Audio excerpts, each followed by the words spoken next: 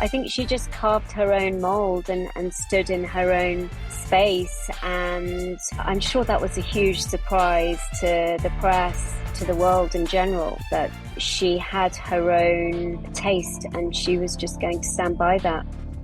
Welcome to Rodeo Drive, the podcast, the show about the visionaries who keep 3 blocks in Beverly Hills at the forefront of fashion and culture. I'm Kathy Gohari with the Rodeo Drive Committee. I'm Lyn Winter, your host for this episode.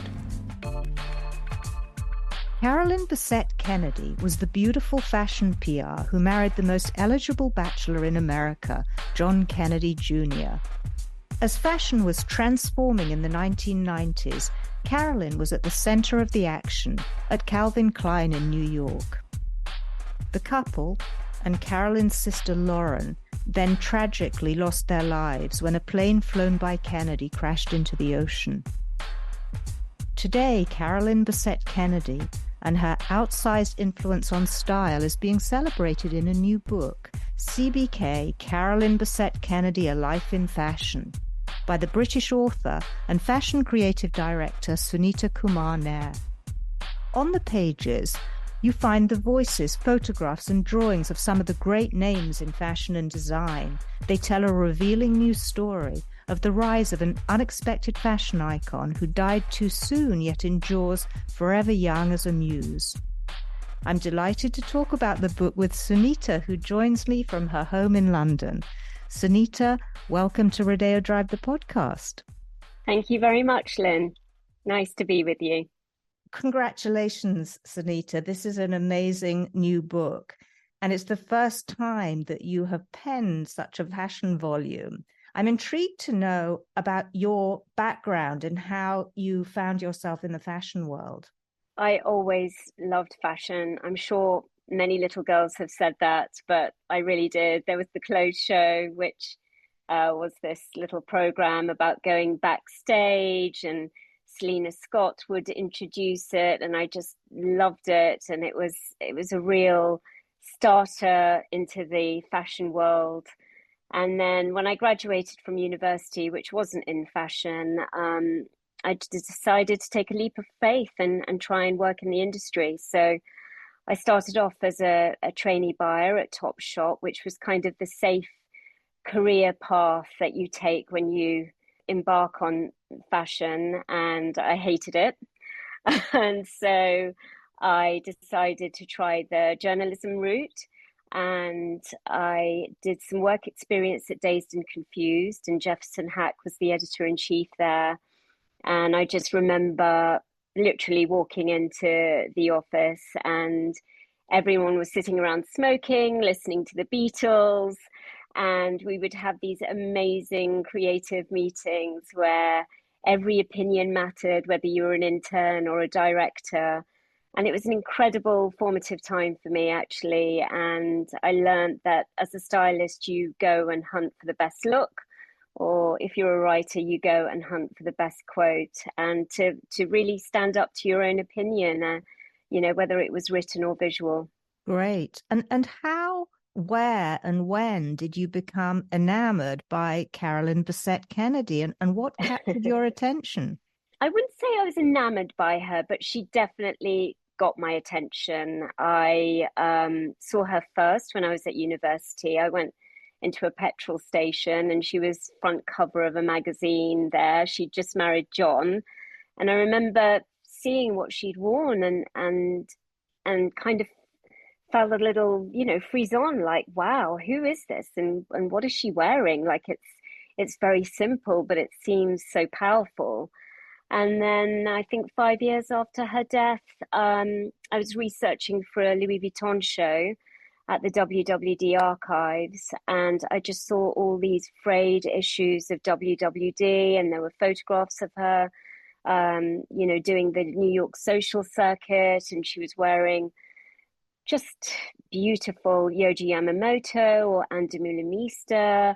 And that got me again, and I realized when I was looking through those issues that I kind of mirrored, perhaps a little unintentionally, her looks. I mean, I was living in New York at the time, So I learned that, essential wear in America was kind of the foundation of fashion, and that investment pieces were really important. So Carolyn kind of represented all these things. So that's where it started. And then 15 years on, probably from that moment, I realized that there wasn't a book on her, and the rest is kind of history.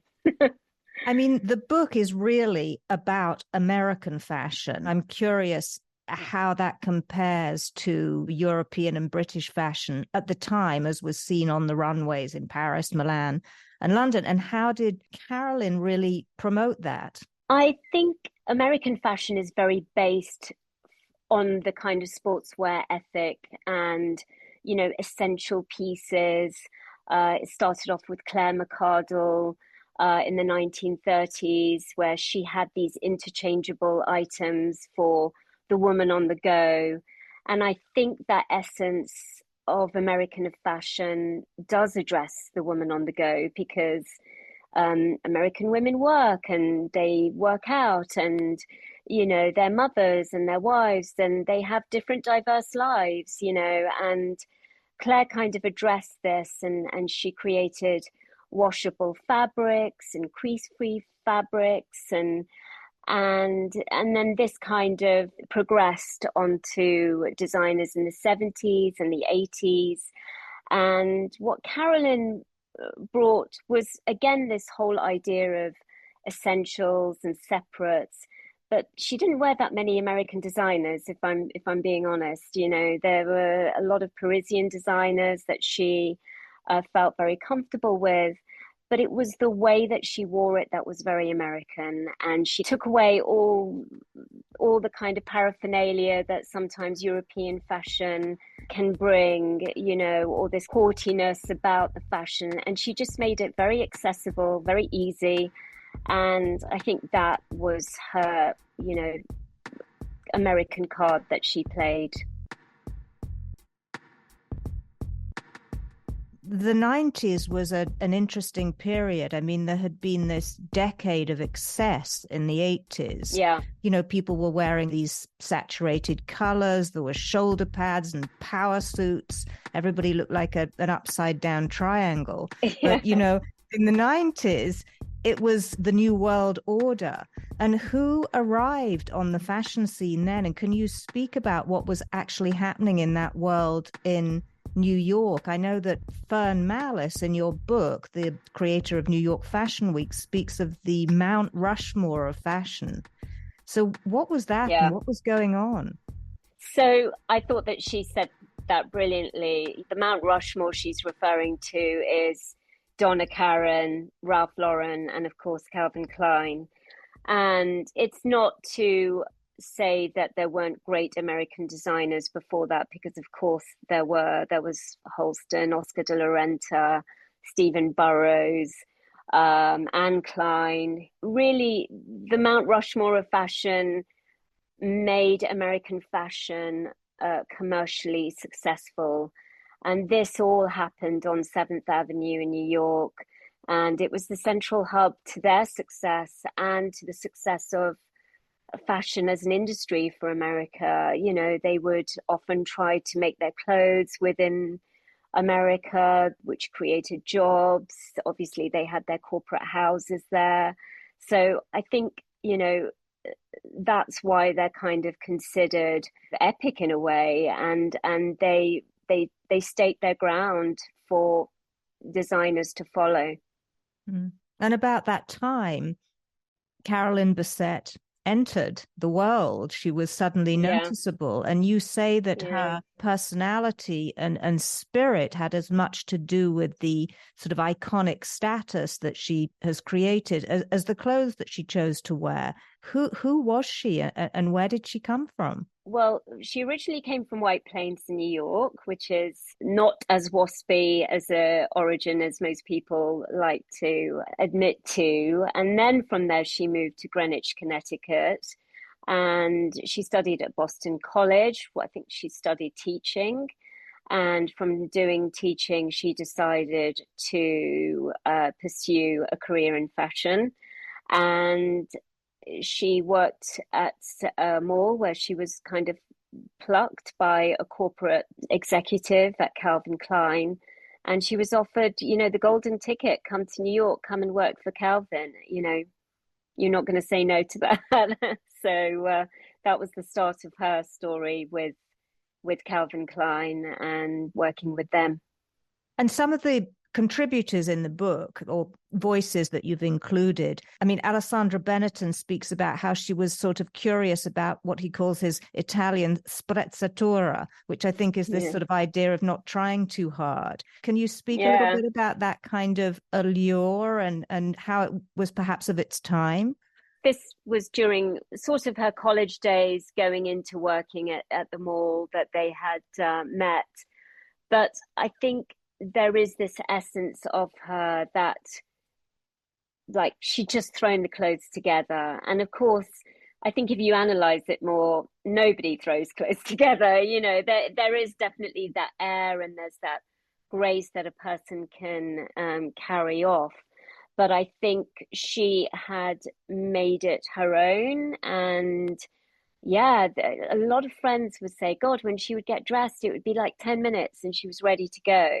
So she obviously had finessed this kind of thrown together look. And again, I think that's the very American part of her that makes her fashion accessible and approachable. It's not like, oh God, she's wearing designers top to bottom. She had this kind of grace that people would feel attuned to her, I think, because she simplified her looks. Yeah. And I mean, this golden ticket that you refer to took her to New York, and she was working there with really some of the most iconic women of the 90s. Kate Moss was transformed by her association with Calvin Klein. Jennifer Aniston was involved, and Friends was blowing up to be one of the most successful sitcoms ever. And Sharon Stone was filming Basic Instinct. So what was Carolyn's role at the brand? So she started off in sales, which is where the executive from Calvin Klein had wanted to place her. But she actually moved from there to celebrity sales, which is exactly as you said. She was dealing with high-profile clients like Sharon Stone, Diane Sawyer, where you have to be discreet and you have to be, again, approachable and knowledgeable about the brand. And she seemed to do really well in that. And then I think as her time grew on in Calvin Klein, Calvin recognized her style and spirit and her taste. And she kind of moved to PR, but she would do castings for shows. She would be involved in advertising. Mario Sorrenti remembers a time when they were sitting on the floor talking about what the goals were for the advertising. She kind of became the muse within the corporate offices of, oh, well, what does Carolyn think? What does she say? And she apparently had voted for Kate over another model that was suggested for the advertising. And that was pretty groundbreaking. I think there were different aspects that she had understanding of what was the next cool thing. And I think, of course, Calvin knew that himself, but I think to have people around you to endorse that sense is very helpful creatively. She was really at the center of this major shift in fashion at Calvin Klein initially. How much do you think the sort of requirement to show allegiance to the brand actually informed her looks? And you actually had said in the book that if anyone dare walk in with painted nails at the powerhouse, it was off with their head. There was this sort of requirement. So did she really dress for herself, or was she dressing for Calvin? Well, I think that was the magic of it all, really, because I think she was already a Calvin girl before she joined Calvin. I mean, that was the reason why she was sort of cherry-picked from them all. She had that look about her. Of course, she was, a sales assistant, so she had to be wearing Calvin.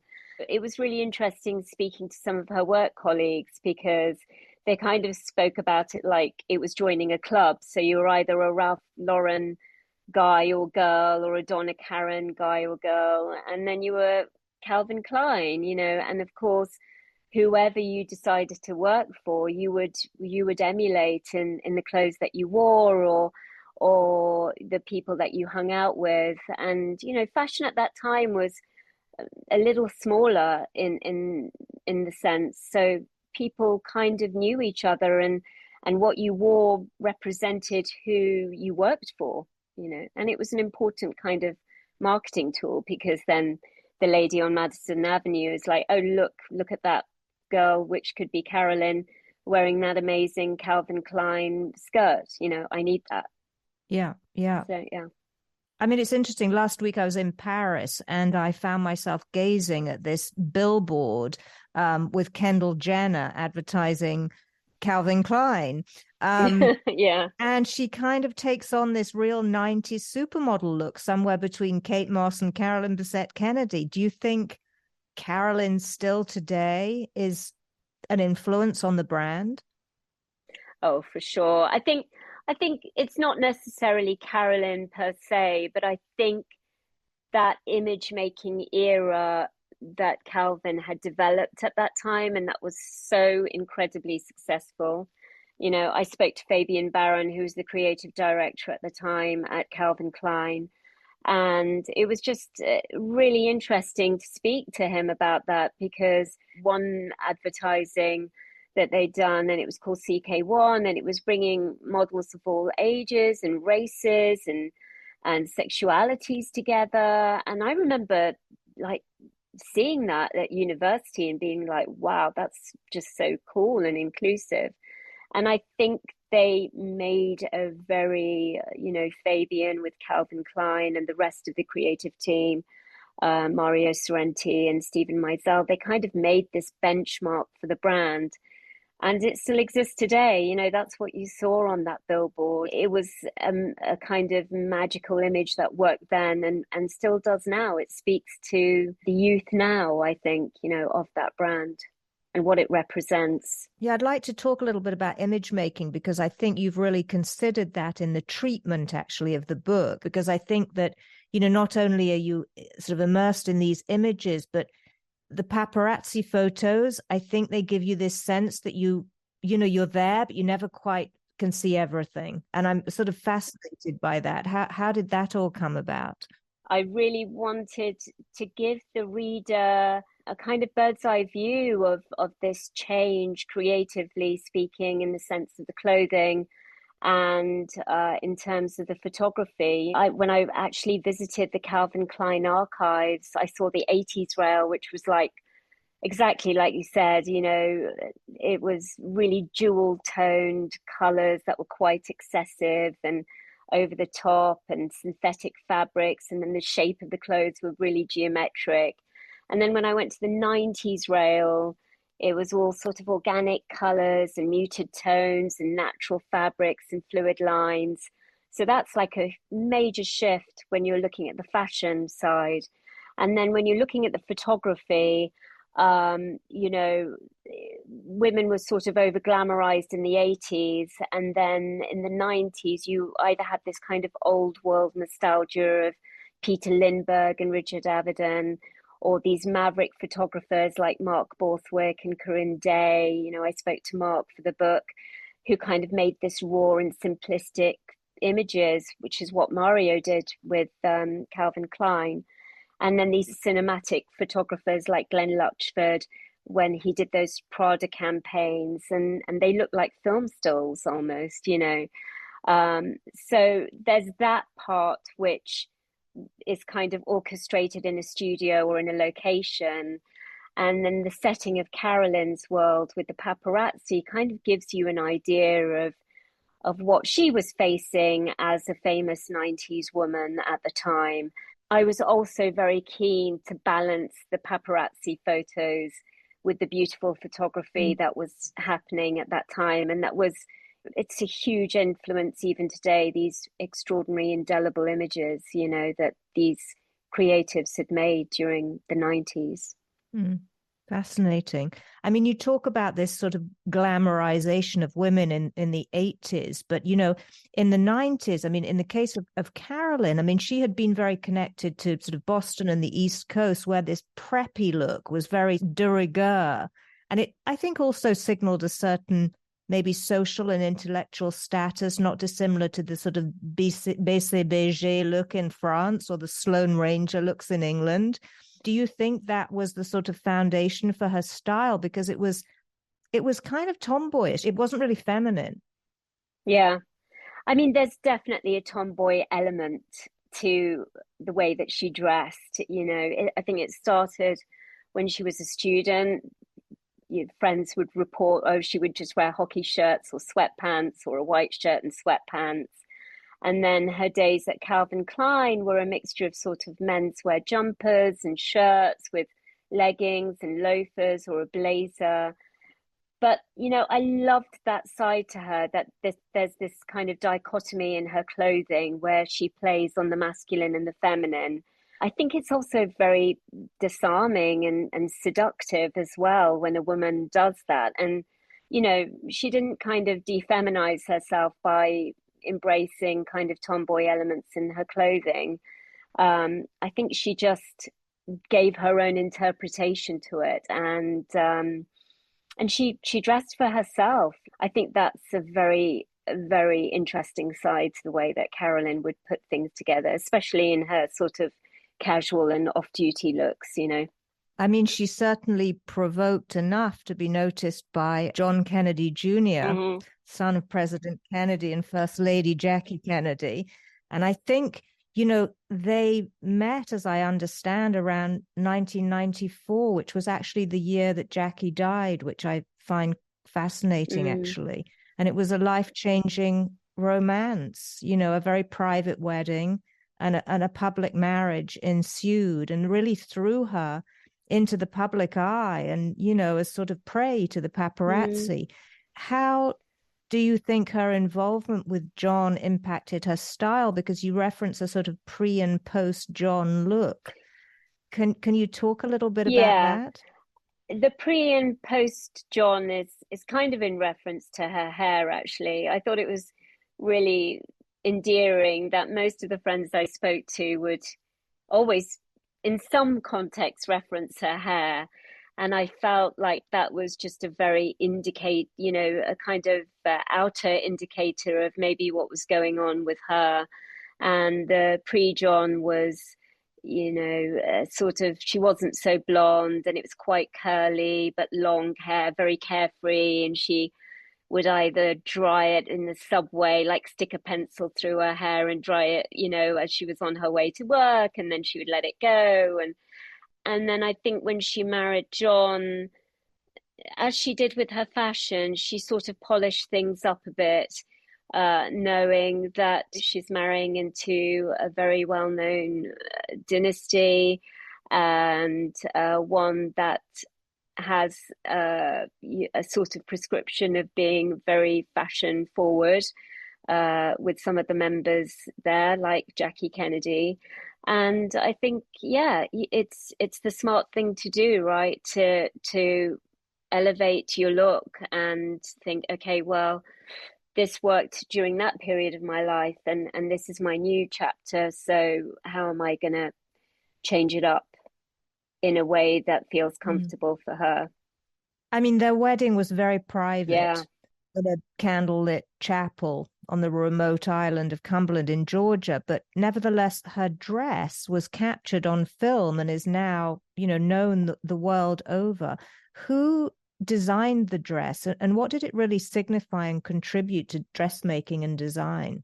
I think it was considered a real groundbreaking piece in the sense that there were plenty of slip dresses on the runway in the 90s, but for someone to actually make it her bridal dress, and that too, it's not just, your local wedding down the corner.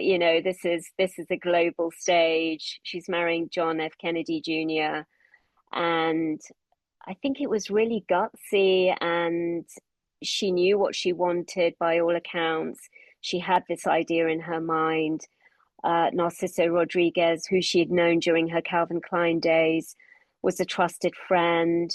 And yeah, between them both, I think they created this just beautiful, stunning dress that women today still talk about. I think we can even think about, I think Meghan Markle had said that it was her everything goals dress. So it was groundbreaking at the time, and I think even today women look to it as inspiration for a different kind of dress and a different kind of bride.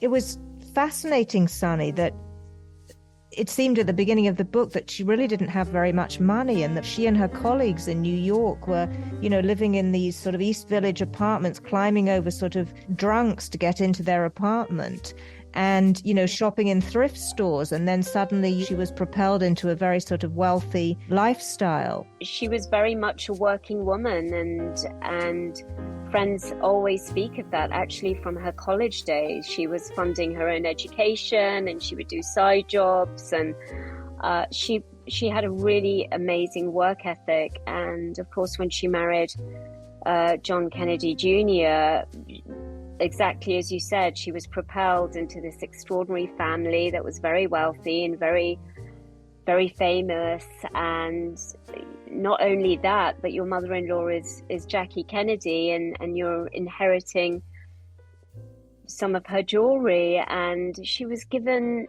incredible pieces that friends have said she just didn't either wear, or she wasn't really sure what to do with them. And I thought that was just really, really quite sweet, actually, and quite innocent, in that, wow, like most people would just go to town if they were married to someone like John Kennedy in terms of wealth and wearing jewelry. But she kind of kept true to herself and true to her dressing ethic. And again, I just think that's just a really interesting facet of her as a woman, that she wasn't moved to follow the herd and to wear clothing or jewelry that was expected of her.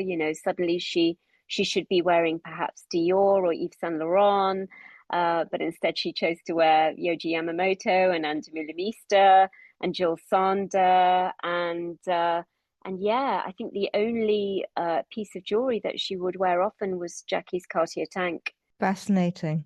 And I mean, obviously, after the marriage, she was fully in the spotlight. And you write a lot about how Carolyn's looks were her armor, and how she may have adapted her looks to deflect attention to and maybe avoid critique. Can you tell us a little bit about how that played out? Yeah, I mean, when I started doing the book, this is sort of 20 years on from when she had died. So there were a lot of rumors that were true, possibly, or not true. And this suggestion that she wore certain looks to deflect attention kind of came from one or two sources that weren't kind of matching up or marrying up. And I think, yes, to an element, she wasn't fame hungry and wasn't dying for 20 photographers to photograph her every move. But I think also she was a fashion woman. She knew what she was wearing. She was intelligent. And I think she knew what worked on her and what didn't. And I think she delivered that in a very concise and intentional way. She had some, sort of confidants at the time. I mean, it must have been a very challenging moment. Lee Radziwill, her aunt by marriage, younger sister of Jackie Kennedy, appears in the book as a sort of mentor and confidant. And she was also, like Carolyn, a PR specialist. Yeah. Do you think that Lee what do you think Lee provided to her? And did she impart a sort of, fashion advice? Yeah, I mean, she also had spoken to Carolyn about, this armor concept and to kind of guard what you want to guard and allow what you want to allow for the outside world through your fashion. And, no one would know better than Lee what Carolyn was going through. And with no Jackie there, I think that was just a really lovely way to have a style guardian by your side, and when I saw some pictures of them together, you could see that there was some kind of very um, motherly rapport there, and it must have been a relief for Carolyn, I'm sure, to have that kind of mentorship and confidant. Yeah. I mean, the story reminds me very much of Princess Diana.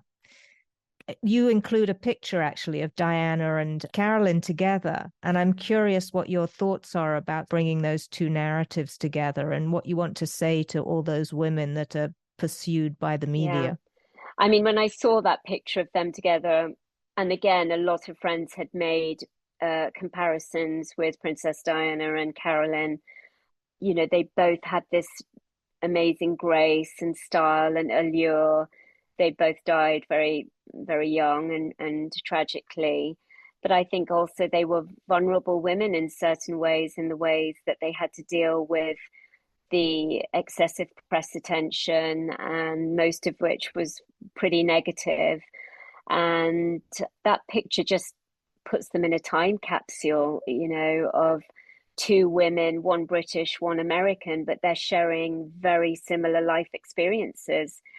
And I thought it was really interesting in my research. Of course, I don't really remember that time. I was just a student, really, and a lot of women who were successful and on a global stage, like Hillary Clinton, Courtney Love.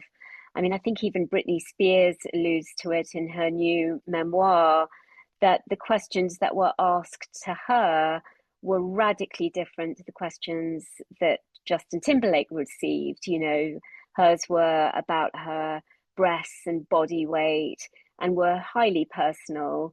And I think there was this very disparate treatment of women in the press, in the media. They were always labeled as, this kind of like 90s bitch stamp that they were given. And I think it was a really tough time. We saw Princess Diana go through that. Carolyn definitely did. And it was women at the stakes, which must have been pretty scary for them. Yeah, I mean, it's interesting. Her mother-in-law, Jackie Kennedy, was also center stage. Yeah. How much do you think, the sort of influence of Jackie played out in her life, or was it more to do with being part of one of America's most prominent families and the expectations that demanded? I mean, what do you think really kind of drove her in terms of how she presented herself? I think, Carolyn was a very seasoned PR. So when she married John, I'm sure she knew that there were considerations that she would have to take into account, not only with the way that she dressed, but the way that she conducted herself, the way that she was seen by the press. And I think there also was this obvious comparison to Jackie Kennedy. And I thought it was very brave and very confident of her to not fall into the trap of trying to emulate her in any way, to not wear, sentimental jewelry of Jackie, so people would be like, oh, she's so like her. I think she just carved her own mold and stood in her own space. And yeah, I'm sure that was a huge surprise to the press, to the world in general, that she had her own taste and she was just going to stand by that. Yeah, I mean, she really became this sort of standard bearer for minimalism. But it's interesting because certainly in art, minimalism is really like a removal of expressionism. And I know that she sort of didn't engage with the press and was a very private person. I just wanted you to sort of take us through, what that look was, because it's so fascinating how in the book you've, journeyed through these different elements of her style. And, I know you started with the shirt, which is sort of fascinating because I think at one point she described it as straightforward, but she didn't look straightforward in it. Tell us more. I think this is the beguiling and enigmatic part of Carolyn. It's kind of looking at those magic visual puzzles, or those optic puzzles that you see something beyond what is actually there. I mean, yeah, the shirt is a straightforward piece, but it was how she styled it. It's how she made it her own. She would cuff the sleeves, or she would tie it at opposite ends, or she would leave it out, and friends would go into quite detail, and they were obviously observing how she was making the shirt hers. So yeah, it's in essence a very simple piece, but it was the way that she made it hers that I think was just a genius part of her styling and her fashion sensibilities. And I mean, the color palette that she chose was very minimal. It was sort of black, white, Yeah. beige, maybe a bit of red, but which is actually very like minimalist art of the 60s, actually, rather than the 90s. But I'm just curious about that sort of muted color palette. Yeah. I think, when you look at the art side, and of course that's your métier, but I think when you think about Donald Judd and Agnes Martin and Frank Stella, there's a kind of discipline to sticking to certain strict rules, and from that discipline form is created. And I think there's a lot of parallels when you look at fashion and minimal fashion, because there's a discipline in taking the shirt, for example, and turning up the collar, or taking note of the fit, or styling it in a very certain way, and not over accessorizing it, and leaving the mastery of the design to speak for itself. These are just really important aspects of minimalism, and of course the only way you can appreciate form is by the strictness of a color palette.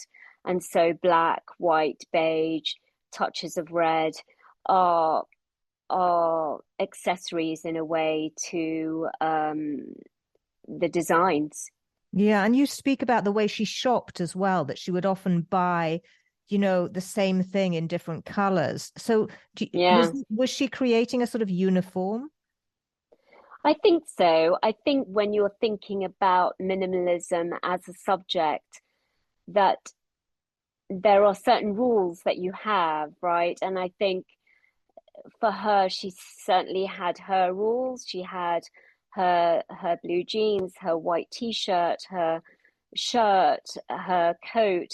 And I thought it was really interesting when I spoke to Andamula Meester about it, because she said she has a uniform, that she's found the perfect pair of pants. And so why on earth would she have a different pant? And so she has 5 of the same. And when she's found the perfect shirt, she has 5 of the same. I think there is an element to Carolyn's wardrobe which was very uniform. And I think she was just very smart in noticing form and cut. And if something worked for her and it made sense, say a t-shirt, she would buy it multiple times. And she would also go to the same designers over and over again. She pretty much wore Manolo Blahnik for shoes, or she would go to Prada for coats. So she had a kind of mental uniform for sure. Yeah, I mean, very interesting. In comparison to that discipline, in around 1995, I understand. So John had started George magazine, and I read that she had to make sure that she wouldn't wear one designer over the other in case they were advertising in the magazine. So in fact, she chose to wear Yohji Yamamoto because he wasn't an advertiser. And I don't know if that's true or not, but it's fascinating. And of course, Yohji is completely different from, in my opinion, from a sort of minimalist approach. I mean, he was designing things from the back, not the front, men's clothes for women. So it was a very different thing. Can you talk a little bit about how this interest and sort of commitment to Mr. Yamamoto began? Well, the first question I can directly answer is an incorrect source. She wasn't forced to wear Yohji Yamamoto. In fact, her good friend Hamilton had said, after she passed and he heard this rumor over and over again, he said it just felt really lousy and that there was some kind of contriving plot going on. Once again, I think when Carolyn loved something or she felt an affinity to it, she was all in, and she felt very much like that about Yohji Yamamoto and his designs. She would literally coo on the fit and the way that it would sit on her body and the way that it made her feel. We spoke about the armor mentality, and I think she felt very protected by Yohji's designs. And Mr. Yamamoto's an incredible feminist, which I just love. And he is all about empowering the woman and making them feel like, the strong, intelligent woman that they should feel when they're wearing his designs. And I'm pretty sure that's why Carolyn was hooked with wearing him. Yeah, and I mean, Prada at the time was also completely, everybody was interested in Prada in the 90s. It suddenly emerged from nowhere. So I'm curious about sort of that as well.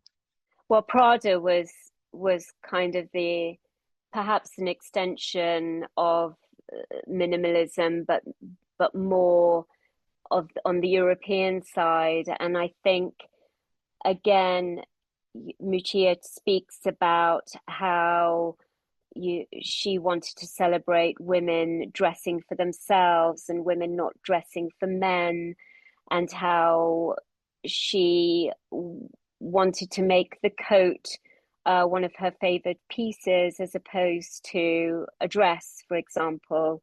And Carolyn wore a lot of Prada coats, and you can see that this is a kind of outer extension again of herself when she's in and about New York City. And she's buttoning them up properly and she's belting them up. She's really appreciating the design and form of each piece that she wears. And I think that again just shows her natural love for what she's wearing. Yeah, I mean, you mentioned that she was wearing Manolo Blahnik shoes, mainly, but there were other accessories as well. Fascinating, sort of her approach to bags and sunglasses and the headband. Can you talk a little bit about the bags? They were just so beautifully put together with her looks. So I think she had obviously her day bags were very utilitarian. And it's, again, for a working woman, even Edward Enninful speaks about her Birkin bag, which is stuffed with her, workout gear and Filofax and all sorts of paraphernalia. And then, in addition to the Manolos, there were the sneakers that appeared. And I mean, yeah, that was a new thing. It was happening everywhere. And you interviewed Stan Smith for the book, right? Yeah. I thought it would be really interesting to bring someone like Stan in because, I mean, he's had such a fantastic career, not only as a tennis player, but as a brand ambassador. He's had one of the longest standing ambassadorships that a sportsman has probably had. I could be wrong, but I know he's been with Adidas for a long time.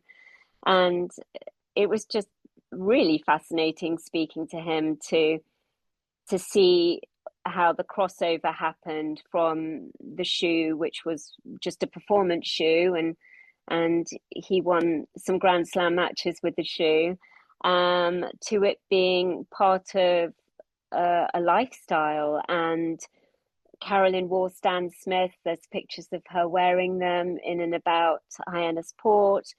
And there was definitely some traction around that time of people wearing this sneaker in their day to day. And I think it was the beginning of what we're experiencing now, and which, of course, has changed so extraordinarily, So yeah, it was really interesting to backtrack on that and source where this change was happening and on a cultural level. Yeah, absolutely.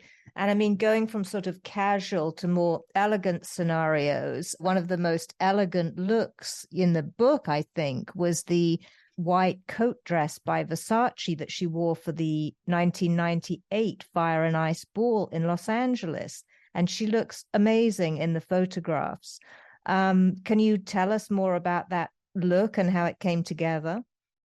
Yeah, well, this was a haute couture look for Versace, and we got to speak to the designer about it. And of course, when it's haute couture, there is an extraordinary level when it comes to design, fabrication. And he was explaining that the fabric had to be milled in these kind of white rooms, and the workers have to wear hazmat suits to make sure that they don't contaminate the yarn, because if there's just a speck of small dust, the whole reel is ruined. And the look comes from, it's a mixture of boaters from Greenland and what they wore, and kind of the motorcycle biker jackets. So you get this really fabulous dress that's kind of made with this scooped boat neck, which is the Greenland reference, and then you get the motorcycle reference, which is the long zipper running all the way down from the top to the bottom of the dress in this just beautiful fabric. And she joked to the reporter that she was poured into it for the Fire and Ice Ball. It was, again, one of those dresses that is still used today, and you see replicas of it to this day. Yeah, and I think with her white blonde hair and that long white dress and the red lip, an amazing look. Yeah. And she just had this way of carrying off very simple looks and just let the clothes do the talking. And I think that's an incredible confidence. Yeah. So they were in LA for the Fire and Ice Ball. How did LA play into their lives? I know that they obviously had family in California, among them Arnold Schwarzenegger, Maria Shriver, who we see in the book at the ball with Carolyn. Do you think Hollywood and the entertainment industry influenced her style in any way? I don't think it directly influenced her, but I know that they would go to LA very often because of George, the magazine, and that they would have a lot of shoots there. I know that she enjoyed, LA life, as New Yorkers always do. It's, I, I think when we're looking at it style wise, I think she's very much the quintessential New Yorker. In fact, there's a shot of her, which I couldn't include in the book, sadly, because I couldn't source the photographer. But she's wearing a white shirt and black trousers and Havaiana flip-flops, and the LA sun is beating down on her. But, the kind of only concession she makes to her usual uniform are the flip-flops and, to the sun. So I think they as a couple enjoyed LA, and it was an essential component to their life and formulating George, the magazine.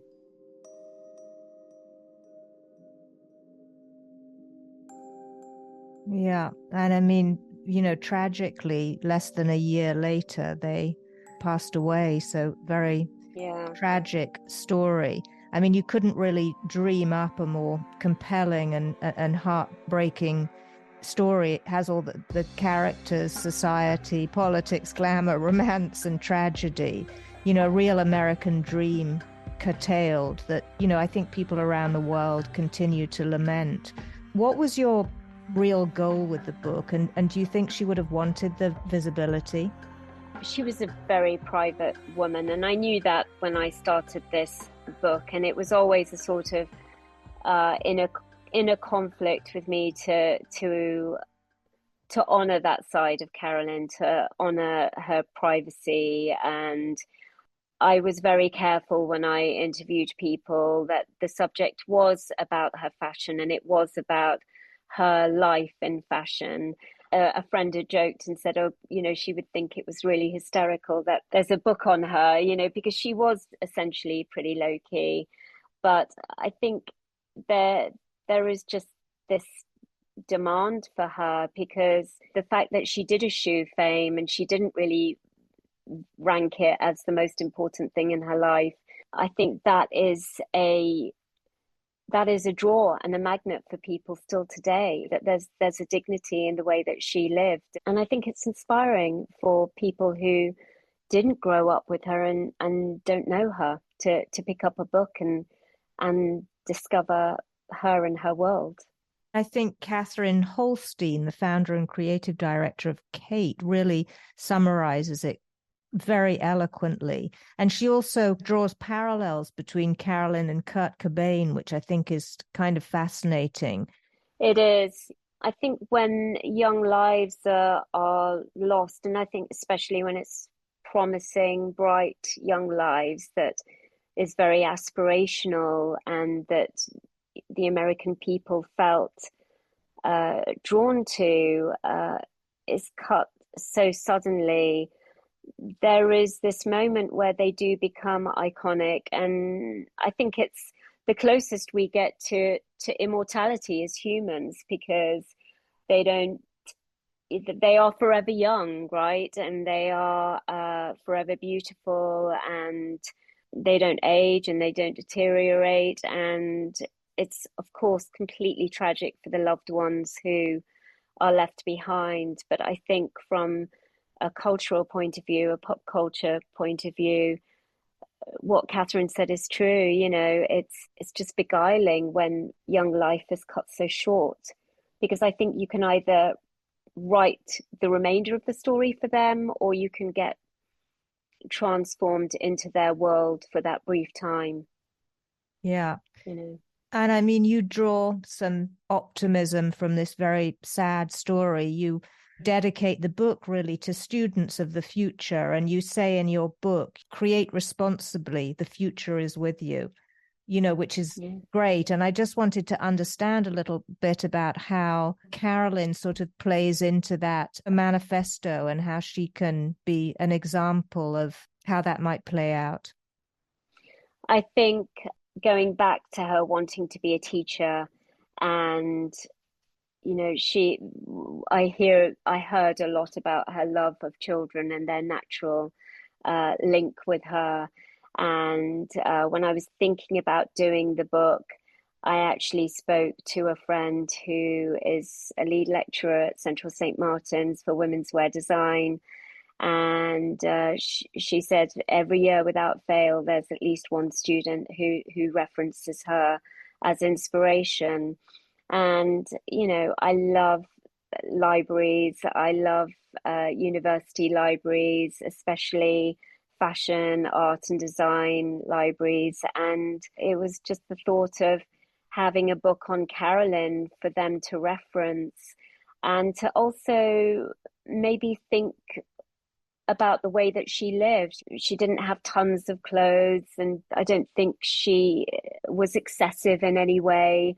And I think the sustainable aspect and living with a conscious approach to buying and wearing clothes, and of course designing, is really important. And that's why I left that message for the future. Well, I mean, the book is a beautiful and generous celebration of a rare and remarkable woman who seemingly had a mind of her own and, despite her very public life, maintained just enough mystery to seduce those around her and obviously continues to do so. So thank you so much, Sunita. Pleasure to talk to you. Thank you so much, Lyn. Thank you for having me and of course to Rodeo Drive as well. It's a pleasure. Sunita Kumar Nair has contributed to leading publications including Sunday Times Style, Women's Wear Daily. She was on the masthead of W magazine in New York and worked alongside the elite in fashion for nearly 2 decades. CBK, Carolyn Bessette Kennedy, A Life in Fashion, is a must-read and a testament to her discerning taste and vision. Rodeo Drive, the podcast, is presented by the Rodeo Drive Committee with the support of the Heyman family, 2 Rodeo Drive, Beverly Wilshire, a Four Seasons hotel, and the Beverly Hills Conference and Visitors Bureau. This episode was hosted by Lyn Winter. I'm Kathy Gohari with the Rodeo Drive Committee. Join us on Instagram at Rodeo Drive.